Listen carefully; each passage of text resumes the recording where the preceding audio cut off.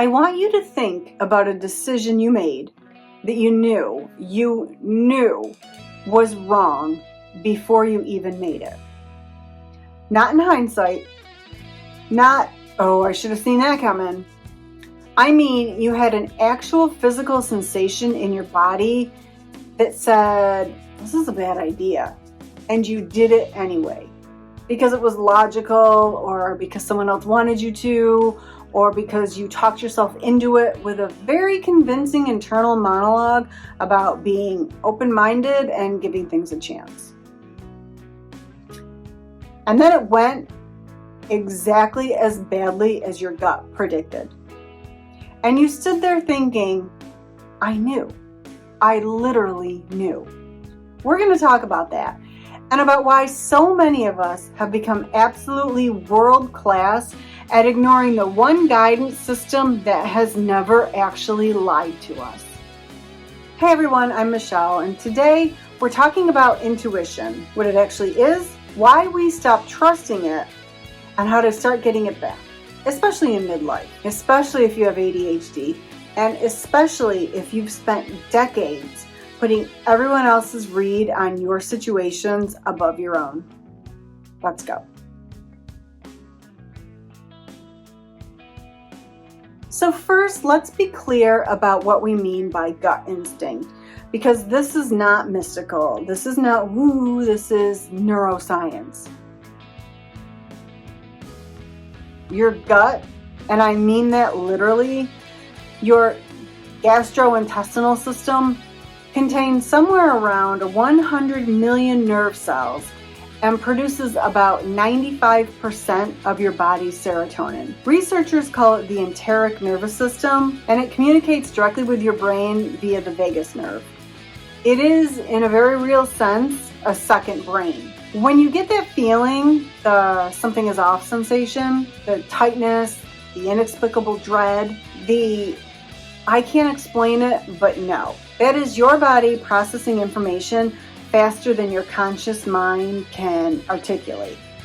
Your nervous system has already run the data. It has already compared this situation to every similar situation you've ever experienced. It has already reached a conclusion. It is handing you that conclusion. And most of us spend a significant amount of energy arguing with it, which, when you say it out loud, is a pretty wild thing to do. So if our gut is this sophisticated guidance system, why do so many of us walk around completely disconnected from it? A few reasons. Reason one, we were taught not to trust ourselves. If you grew up in an environment where your perceptions were regularly dismissed, like you're overreacting, that didn't happen, you're too sensitive, you learned early that your internal read on situations was unreliable. You outsourced your reality check to other people. And that habit does not go away just because you're an adult now. Reason two, trauma rewired the system. Here's the complicated one. For people with trauma histories, the gut feeling is not always delivering clean information. Sometimes what feels like intuition is actually a trauma response. Your nervous system pattern matching the present to a past threat that may or may not be relevant. This is real and it's worth knowing, and it is also not a reason to dismiss all of your instincts. It's a reason to get curious about which signal you're receiving. Reason three, ADHD makes it genuinely hard to hear. Because ADHD brains are noisy. There is a lot happening in there at any given moment, and the quiet signal of intuition can get completely drowned out by the louder voices of impulsivity, anxiety, excitement, and the 12 other tabs that are always open. Late diagnosed people especially, we spent so long being told our perceptions were wrong that we developed a deep suspicion of our own internal experience. Trusting your gut when you don't fully trust your brain is a complicated ask. Reason four, People pleasing overrides the signal entirely. When your primary operating mode is managing other people's comfort and reactions, your gut doesn't get a vote. You already know what you're going to do, whatever keeps the peace, before your instinct even gets a chance to weigh in. The gut says no. The people pleaser says, of course, no problem, happy to. And over time, you stop hearing the no at all. Okay, so how do you reconnect with something you've been systematically ignoring for years, possibly decades? Start by learning what your gut actually feels like in your body. This sounds obvious, and it is not. Most of us have a vague sense of something feels off, but we've never actually mapped it. Where do you feel a yes? Where do you feel a no? For some people, it's the chest, a tightening or an opening. And for some people, it's the stomach, like a drop or a settle. For some people, it's energy, a sudden flatness or sudden aliveness. Spend a week just noticing, not acting on it necessarily, just noticing. Like, oh, that was a no, that felt like a yes. You are recalibrating a system that's been on mute. So practice on small things first. Do not start by asking your gut whether to leave your marriage or quit your job. Start with lunch. Start with which route to take to work. Start with whether you actually want to go or whether you're just going because you said you would. Small decisions are low stakes. They're also where you rebuild the habit of checking in before you decide, instead of deciding and then occasionally noticing regret. Learn the difference between intuition and anxiety. This is the one everyone asks about, so let me give you the quick version. Anxiety is loud, urgent, catastrophizing, and future-focused. It generates a lot of what-ifs.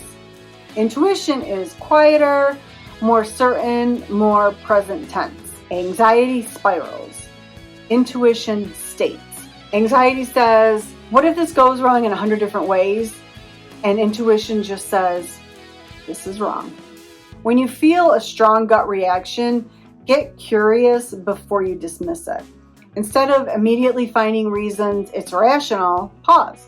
Ask yourself, what is my body responding to right now? What has it noticed that my brain hasn't caught up to yet? You don't have to act on it immediately. You just have to stop reflexively overriding it.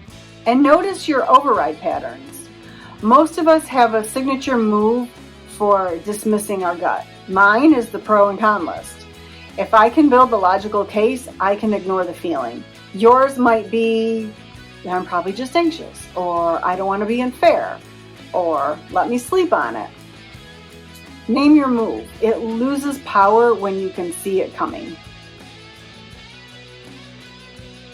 Here's what I want to say specifically to the midlife women watching this. You have been collecting information for decades. Every relationship, every job, every situation you navigated. Your nervous system took notes. Your gut is not operating on vibes. It is operating on a lifetime of pattern recognition that your conscious mind can't fully access. And somewhere along the way, between the people-pleasing and the trauma and the ADHD noise and the years of being told you were too much or not enough, you stopped consulting it. Midlife is actually a remarkable time to get this back, because by this point, you have enough life experience to start recognizing when your gut was right all along. You can look back and see the moments you knew and the moments you overrode it and what happened both times. And that's not regret, that's information, so use it. Your gut has not abandoned you. You just stopped listening. And the good news is, unlike most things, this one doesn't require you to learn something entirely new.